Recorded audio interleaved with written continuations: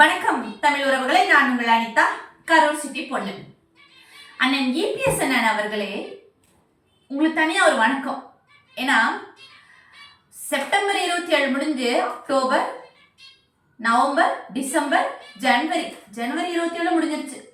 கிட்டத்தட்ட 4 மாசம் முடிஞ்சதுக்கு அப்புறம் கரூர் தாவேக்கா துயர சம்பவத்தை பத்தி எவ்வளோ பெரிய துயர சம்பவம் அப்படின்னு சொல்லிட்டு 4 மாசத்துக்கு அப்புறம் இன்னைக்கு ஒரு வார்த்தை சொன்னீங்க பாருங்க, அருமையான ஒரு வார்த்தை.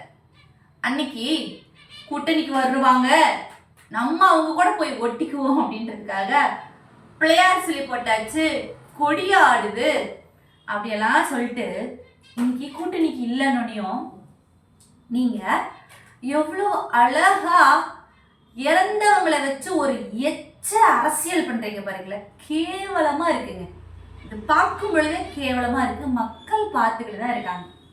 ஏப்பா எடப்பாடி அண்ணாரே இவ்வளோ நாளுக்கு அப்புறம் இப்போதான் உங்களுக்கு அது துக்கமாவே தெரிஞ்சிச்சோ அப்படின்னு சொல்லிட்டு இப்படியெல்லாம் வேணாங்கண்ணா. அரசியல் அது வேறு, மக்கள் உயிரிழப்பு அது மீட்க முடியாத ஒரு விஷயம். எந்த ஆட்சி வந்தாலும் சரி, இறந்து போன ஒரு 41 உயிர், வயிற்றுல ஒரு உயிர், 42 உயிர் மீட்டு கொண்டு வரவே முடியாது யாராலையும். இன்னைக்கு சொல்றீங்க பாருங்க, இவ்வளோ பெரிய துயர சம்பவம், யாரோட பேச்சு கேட்க வந்தாங்க, அசிங்கமா இருக்கு. இதுக்கு நீங்க அமைதியாவே இருந்திருக்கலாம், சரிங்களா? வேண்டாம். உங்களுடைய உடைமைகளை காப்பாத்துக்கிறதுக்கு நீங்க ஒரு கூட்டணியில போய் ஒட்டிக்கிட்டு இருக்கீங்க பாத்தீங்களா?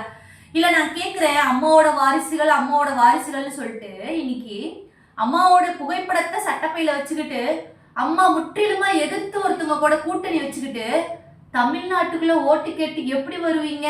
சரி, அது ஒரு பக்கம் நீங்க வருவீங்க, அதாவது வாங்க நாங்களாம் பார்க்குறோம், அந்த கண்கொள்ளா காட்சியெல்லாம் நாங்கள் பார்க்க ரொம்ப காத்துட்டு தான் இருக்கோம்.